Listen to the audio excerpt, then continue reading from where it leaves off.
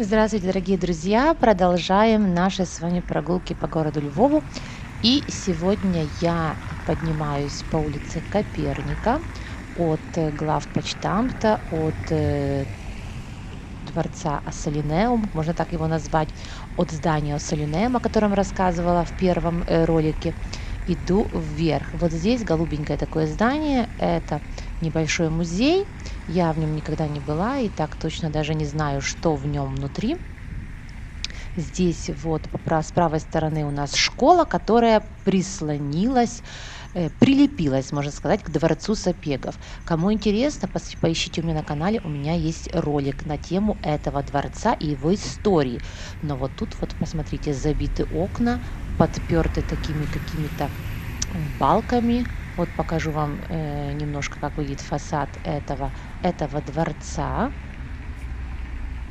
Вот. Тут даже название написано «Дворец Сапеги». И вот заглянем немножко, может, сюда во двор. Вот кусочек этого здания, а там дальше жилые дома. Ну, вот так закрыли окно. Не знаю, ли это с теми событиями, которые сейчас происходят, или зачем так закрывать окно. Совершенно не имею никакого представления. Но кому интересно на тему этого дворца, обязательно посмотрите у меня на канале ролик. Он был довольно давно. Войдите в плейлист Львов, и там наверняка вы его найдете. И вот там за заграждением еще старые польские дома. А мы поднимаемся с вами вверх по улице Коперника. Сегодня такой вот снежок, немножко так оттаяло, скользковато.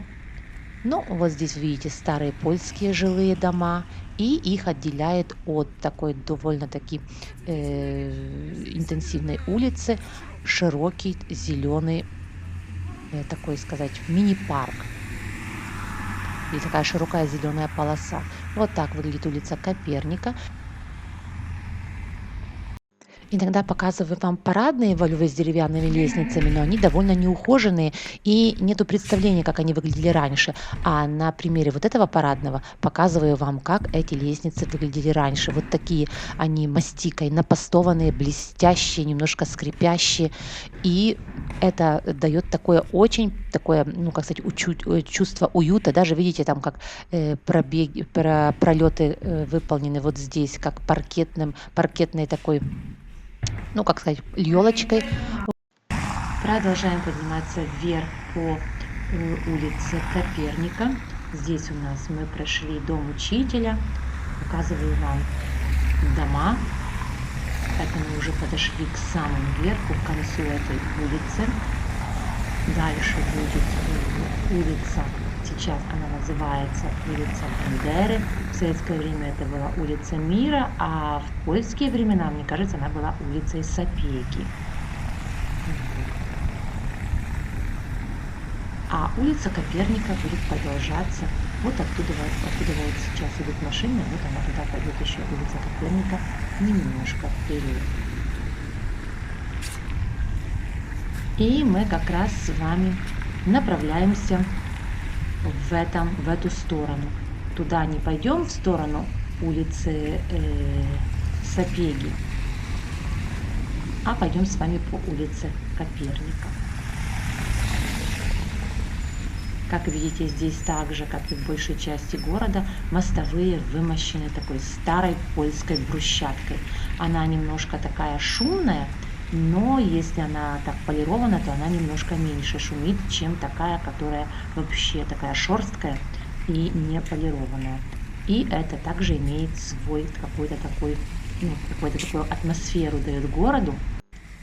А на этой улице хочу вам показать, как вот к старинным домам приклеивают современные постройки.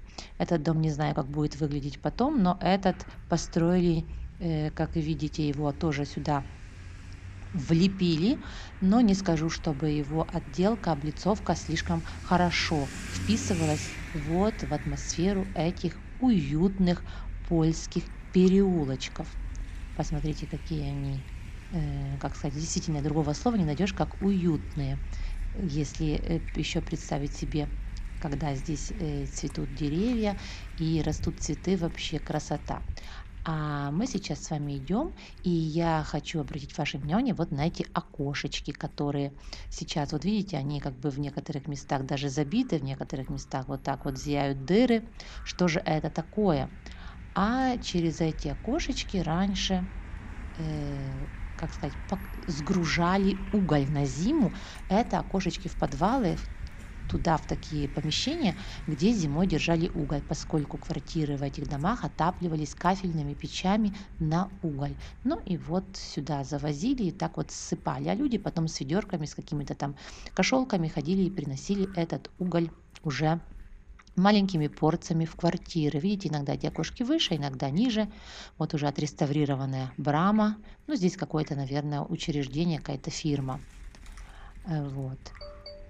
Здесь, как видите, это окошечко находится уже около тротуара или даже ниже его.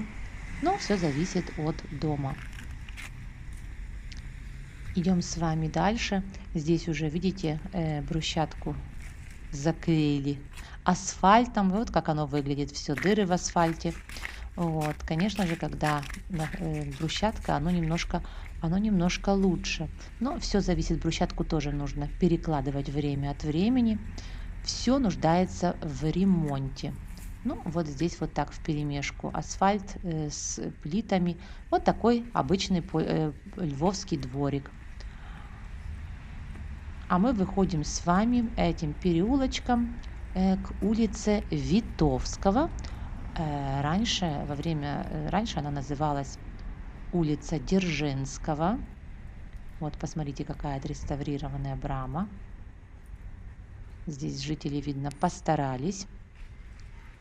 Почему Дзержинского? Ну, вы, наверное, можете догадаться, какое учреждение находилось на этой улице. А вот показываю вам, как эти подвальчики переделывают, вставляют окна и там обустраивают, и видно, там какое-то учреждение или кто-то живет. А вот эти старые, еще не обустроенные вот эти вот подвальные помещения выглядят сейчас именно так. Иногда в таких полуподвальных помещениях во Львове жили дворники, которым давали вот квартиры, и они в домах занимали такие помещения и как бы находились при своем участке день и ночь. Закрывали, например, входную браму на ночь, если надо было прийти ночью, то тогда надо было звонить дворнику, и он тогда тебе открыл двери. Брамы были закрыты.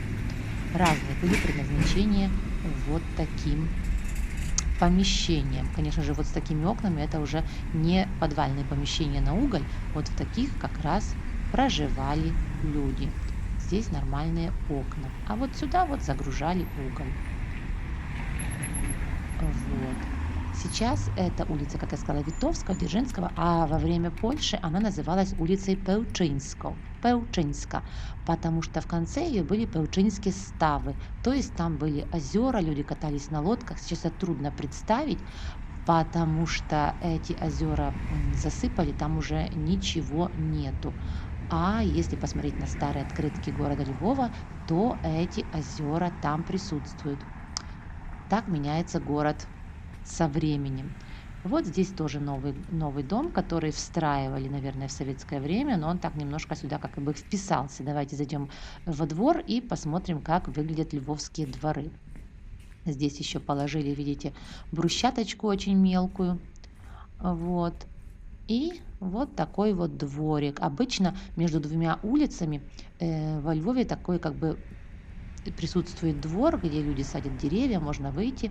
Вот такой вот зеленый уголок. И он тянется на протяжении целой улицы. Вот тут уже видно, что это советская постройка. С другой стороны, он оштукатурен и не так бросается в глаза, а это улица соседней, это дома с соседней улицы. Ну, конечно же, не такой неприглядный дворик, особенно в это время года. Ничего привлекательного. Этот дом тоже, видите, советской постройки, который, видно, сюда как бы втиснули в пустое место. На этой улице, как видите, еще появляется старая польская тротуарная плитка. Улица также вымощена брусчаткой. присутствуют старые постройки, старые дома. Вот на этом, который мы только что видели, желтый дом, там еще есть, существуют масонские знаки, которых во Львове, если так присмотреться, на домах находится немало. И можете обратить внимание, что на первых этажах выкупают квартиры и пробивают также окна и делают разные заведения, типа парикмахерские, маникюрные салоны. Тротуары довольно узкие. Если кто-то поставит машину, то уже, видите, не пройти, не проехать. На этом на сегодня я буду закругляться. Надеюсь, мое видео было вам интересным. Обязательно поддержите меня пальчиком вверх. Будут еще новые ролики. Смотрите предыдущие, заходите ко мне на канал. До новых встреч, друзья. Пока-пока. Уже совсем скоро.